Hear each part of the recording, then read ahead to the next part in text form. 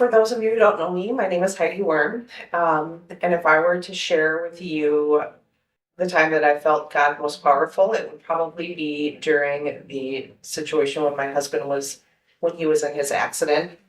The day that my husband was in his accident and he was driving his work truck and he rear-ended Cell Energy truck where they were carrying really big telephone poles, and the telephone poles impaled the windshield. He must have been driving with his arm up in the window, which he always did. Took his arm off in the accident, and very, very traumatic accident. What I found to be the most amazing thing is when these poles impaled through the windshield, Tony's nose was laying perfectly in between two poles. But if he would have been any further in either direction up, he would have probably not made the accident. But where God was most powerful in it, the accident happened during a week of VBS. Prayer went out immediately, and I've heard, I didn't witness it, but I have heard that there was prayer happening immediately here at the church. Because the accident was on Highway 55 in the summer, many people knew of the accident and the severity of it before Samantha and I even knew. We could feel immediately covered in prayer. When I got the phone call saying your husband was in an accident and he was flown by helicopter to HCMC. A helicopter ride to HCMC means that it's not just a broken arm and it's not just an airbag deploying. It's pretty traumatic. I didn't even know the severity of it until we were sitting in the waiting room, and the doctors then told us about all the various things that were happening. All the while, drive down to the hospital, I felt peace. Totally covered in prayer, and that's thanks to all of you who I know were praying for us. Tony recovered remarkably, miraculously quickly in the hospital. He was pretty much unconscious in the hospital only a few days, was out of hospital within a few weeks. And there are so many other amazing God moments through all of this. I mean, there was an ER doctor that was right behind, an actual HCMC ER doctor that was directly behind Tony when the accident happened. I almost felt, this is crazy to say, but I almost felt like when I was in the hospital, I could physically see Tony getting better because he was healing so quickly. Fast forward to Tony going home, struggling greatly with a man's pride, with losing an arm, having trouble seeing, having a TBI. That's really hard for a man because Tony took really big pride in providing for his family.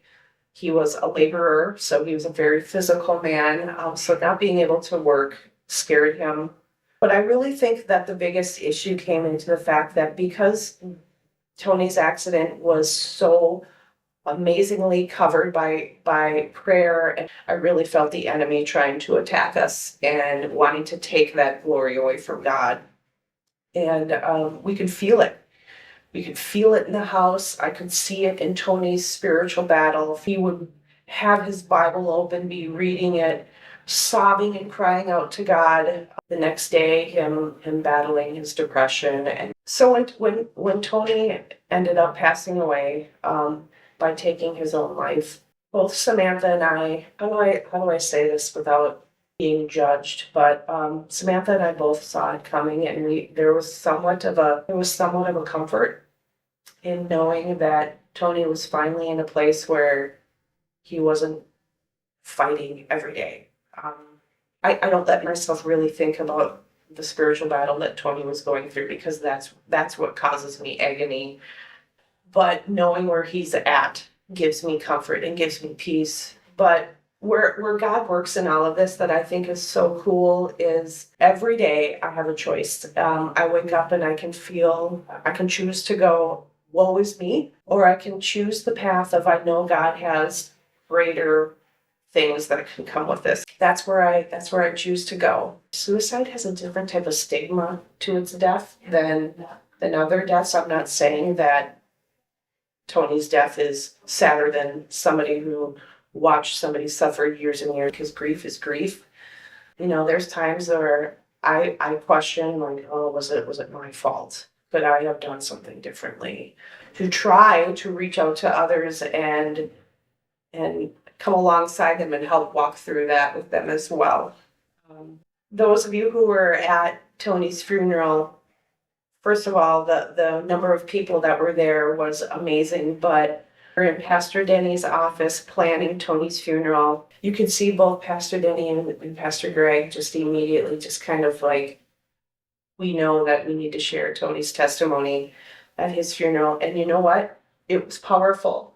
I had many people come up to me after that funeral and say, thank you, and they feel like drawn to come back to church. But you know what? There was also some division because the word of the Lord is very powerful. And that's what Jesus said is like there will be troubles and there will be families that fall apart because of his name. And I'm staying true to the word of Christ.